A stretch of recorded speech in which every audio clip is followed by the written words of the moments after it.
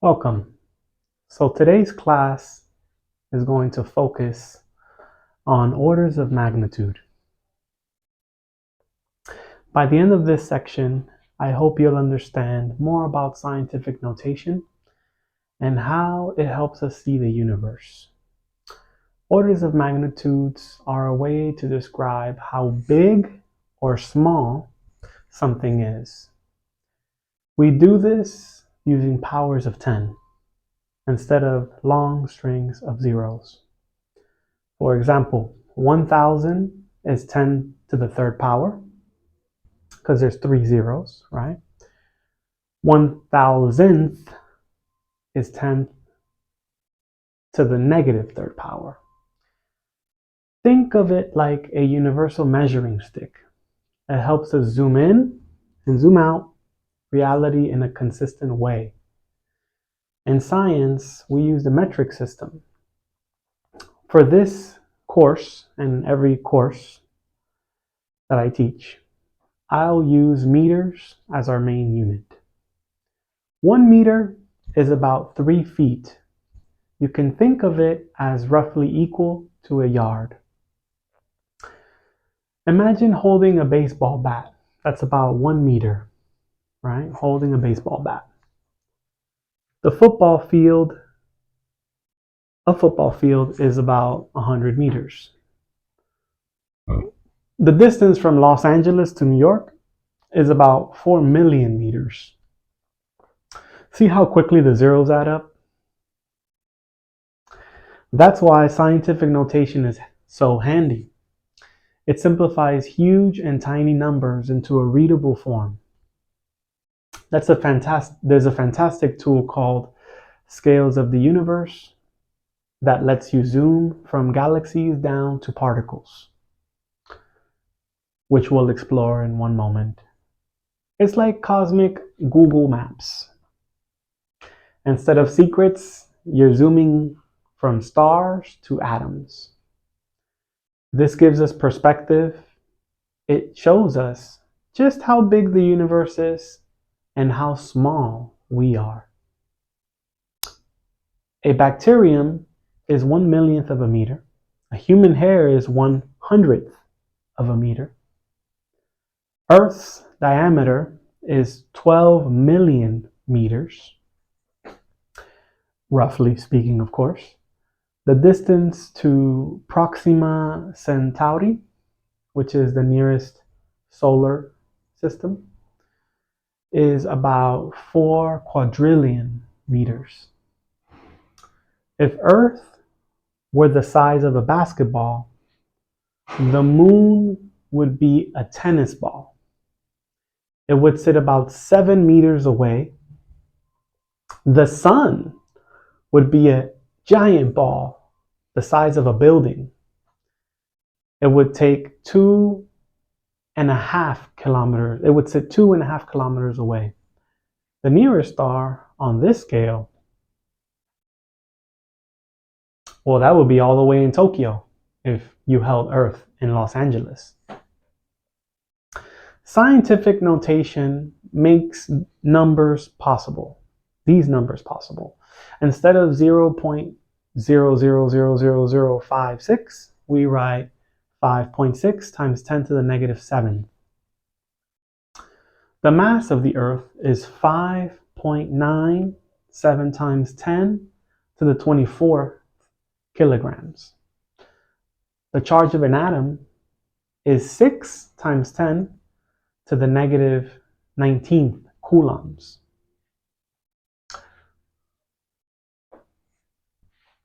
So let me illustrate this.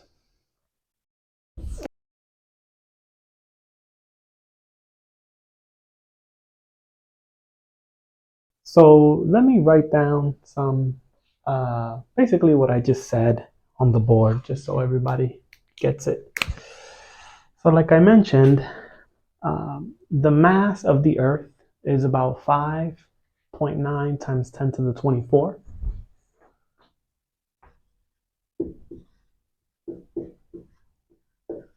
And we use kilograms for mass in this course. So meters for length, kilogram for mass, and seconds for time. Those are the 3 units that basically will take us all the way up to modernity, which then we have to add charge, but we'll talk about that later. So the mass of the Earth, right, is this big. So this is 5,900, basically 24 spaces here, right?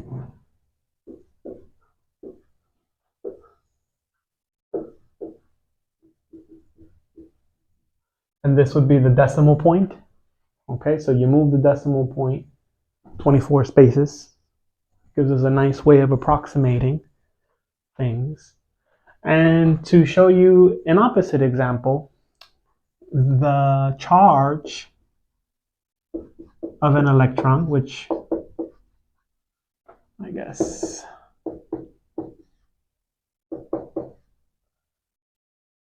so I'll just mention it now. The charge of an electron is something called a coulomb. I will reiterate this exactly what it is in subsequent videos. But we have 1.6 times 10 to the minus 19, right? So when it's minus 19, we actually move the decimal place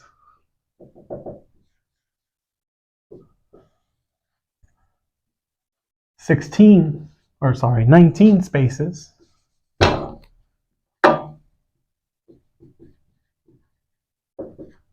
to the left.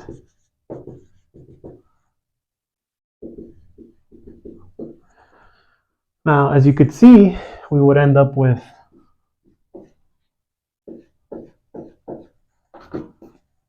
erase this dot and put it here.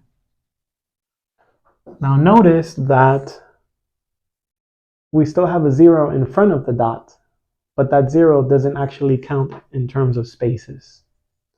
So there is this issue of significance and all these things in science. But for the sake of this class, we're going to omit significance and the whole conversation that would entail. So this is just a brief example of scientific notation in both extremes. Now the next thing I want to do is I want to show you a website called Scales of the Universe. So let me open it up. Okay. So Scales of the Universe is a very nice website. It allows you to zoom in and see the very small, or zoom out and see the very large, right? So here we start off with a person, right? So a person is about 1 meter, 1 or 2 meters, right? The scientific notation, when it's not an integer number, is pretty confusing. So just keep that in mind. But we could zoom out. So let's zoom out. They could see that a giant earthworm is actually bigger than a human, which is pretty crazy. A sunflower is extremely huge. We could keep zooming out. You see the elephant, right? Giraffes, the dinosaur, T-Rex. I always mispronounce it. And yeah, we just keep zooming out. The human is this little person here, right? And you see the big blue whale. So the big blue whale is huge compared to the human, right? Average US house. We can just keep zooming out. The Statue of Liberty. So again, look at the person. The person's all the way in there. And we can just keep zooming out, zooming out. Burj Khalifa, the tallest building in the world, up to now at least. There are several buildings planned that will compete for the tallest building in the world. So that will not always hold. But yeah, Central Park. We can just keep zooming out until we get to the Large Hadron Collider. That is the biggest scientific experiment on Earth. It's located in CERN, Switzerland, Actually, it shares a border with France. It's both in France and Switzerland. The depth of the Mariana Trench. So the Mariana Trench is the deepest part of the ocean. The state of Rhode Island and California. So California is in this 10 to the 5, 10 to the 6 order of magnitude. And when we say order of magnitude, this is precisely what we mean. And we could just keep going out. The Earth, right? Like I mentioned, it was about 12 million diameter. So that's 1.2 to the 7, basically. And we can just keep moving, zooming outward and outward. And we get, stars and all these kinds of, it just keeps going, is the point, right? Distance from Voyager 1 to Earth. So Voyager 1 is a spacecraft that we just sent out. We just sent it completely out, and it's just doing its thing, but it's pretty far from the Earth already. And we can just keep zooming out and talk about nebulas, which are clouds of dust that come from the explosion of stars, pillars of creation, just a bunch of huge things that I'm sure people are really interested in. So I'm going to go back to the human, and I'm going to zoom in. So as we zoom in, you can see the basketball relative to the human. This makes sense, right? By the way, you can click on each object and basically get some information. So if you want to check this out later, show your kids, you can get precise measurements and you can get descriptions of what things are.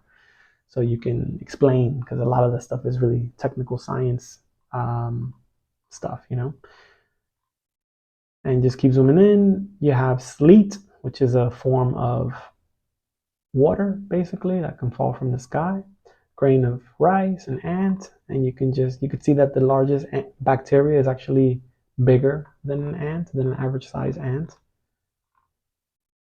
And we can just keep going. The wavelength of infrared light. So we will talk about different kinds of light, and this idea of wavelength being the thickness of the wave. We'll talk about that in a few weeks. And you can just keep zooming in. You have HIV, DNA. Hopefully people get the picture. So I don't want to take up too much time doing the scales of the universe. I strongly encourage people to get on this website, explore the scales of the universe. I think this is the first step into learning about yourself and learning about who we are and our place in the universe. Thank you so much.